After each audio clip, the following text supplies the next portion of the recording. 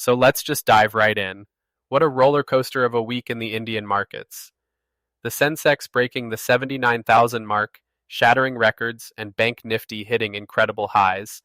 But then, bam, geopolitical tensions spike, and it's like the markets slam on the brakes. Exactly. That sharp drop on April 25th after the Pahalgam attack was a stark reminder of how vulnerable markets can be to geopolitical uncertainty. I mean, the Sensex plunged nearly 589 points in a single day. That's a big reaction. Totally, Taylor. It's wild, right? Investors just seem to bolt at the slightest hint of things getting dicey. I mean, it's not like this is the first time a geopolitical event spooked the markets, but the sudden reversal after climbing all week, it's like everyone's emotions just kicked in. That's exactly it. Emotions, geopolitical crises amplify uncertainty. But interestingly, some sectors held their ground. Defense and infrastructure stocks saw selective buying, which could reflect investors hedging their bets on sectors that might benefit from increased defense spending. Yeah, I saw that. But then, flip side, tourism and real estate just get pummeled. Sort of feels like a domino effect, especially with the broader market psychology shifting, right? Right. And this emotional volatility shows why institutional behaviors, especially from foreign institutional investors, matter so much. Speaking of which, did you catch that FIIs became net buyers again? They pumped in, what, over Rs and 17,000 crore in just a week? Yes, R is 17,796.30 crore actually, and Taylor, I gotta say that's a confidence boost the market really needed. After months of net outflows, this reversal, it's like a beacon for other investors. Definitely. Remember, Alex, FIIs often signal long-term optimism about a market. To me, this change hints at them seeing value in India, despite the near-term geopolitical risks. Plus, global cues like a softer U.S. stance on tariffs probably reassured them too.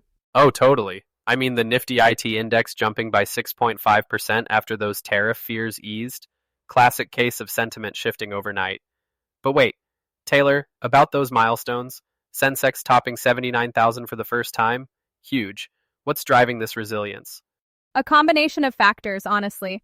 The easing inflation played a role, improving sentiment across sectors. And let's not forget, corporate earnings started coming in mixed, not disastrous, which kept investors engaged.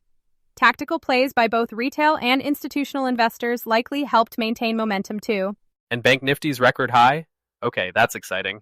The momentum around financials and banks just seems unstoppable lately. Absolutely, Alex. Bank Nifty reaching record highs is incredible, and it's no surprise with performances like HDFC Bank and ICICI Bank leading the charge.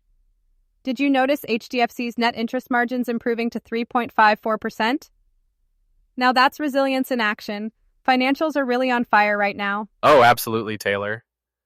That margin growth, along with ICICI's 18% YOY profit jump, these banks are basically writing the playbook for survival and growth, even in a volatile market. It's kind of like fine-tuning an AI model to adapt in real time. They're leveraging every opportunity to optimize. That's an interesting analogy, Alex, and let's not forget their ability to maintain strong credit profiles despite external pressures, like rising non-performing assets. By the way, FIIs probably noticed this too, contributing to the momentum we saw last week. Exactly. Now, shifting gears. Let's talk it. Taylor, wasn't it crazy seeing the IT sector rebound so strongly? TCS and Infosys posted solid earnings, which not only pushed the Nifty IT index up, but also restored some confidence in what's been a pretty rocky sector. Totally, it was like the industry flipped a switch, and some of that momentum came from reduced tariff worries globally. That gave companies like Infosys and Tata Consultancy just enough breathing room to surge ahead. It's like they managed to recalibrate under pressure, kind of like tweaking a machine learning algorithm that's struggling to meet accuracy thresholds. Oh, I love that parallel. It's performance under pressure distilled, right? But even beyond a T, Taylor FMCG stocks showed solid performance too. Rising demand and strategic moves helped them stay in the green. And what is up with gold? A 26% year-to-date rally? Insane.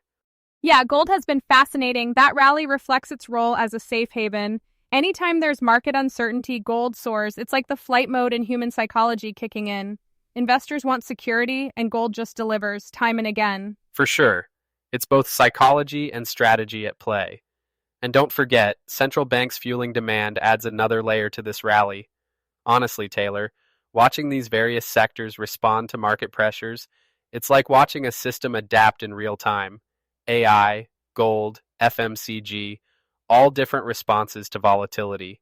Absolutely. And speaking of responding to volatility, how about the Adani Group?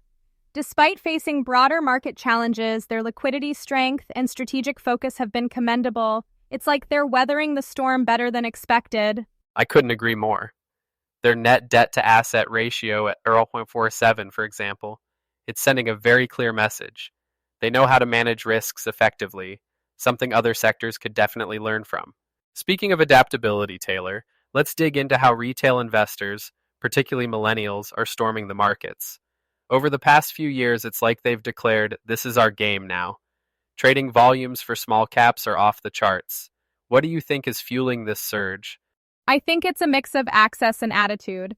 Millennials have grown up with smartphones and apps for everything, right? Platforms like Zerodha and Paytm Money have practically gamified investing. Plus, social media, it's like the new financial town square where everyone is sharing tips, wins, and, well, the occasional meme about losses. Exactly. It's kind of wild. Back in the day, I remember buying Bitcoin or trading stocks felt like cracking a safe. It was complicated, intimidating. Now, you can invest hundreds or even pocket change with a few taps. But do you think this surge is sustainable? It could be if these investors stay savvy. That brings up a critical new trend. Buying on dips. It's all about strategy. With the volatility index, or VIX, hitting new lows, savvy investors are capitalizing on calmer waters. They're essentially managing risk by timing their entries strategically.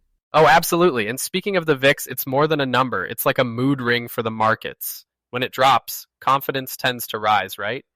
It's fascinating how metrics like this are not just for the pros anymore. They're everywhere, even on trading apps. That's so true. Tools that were once exclusive to institutional traders are now in everyone's pocket. Take stop-loss orders, for example. Super useful for managing risk, and now even first-time investors are using them. It's like the entire playing field has leveled significantly. Yeah, and Taylor, isn't it ironic?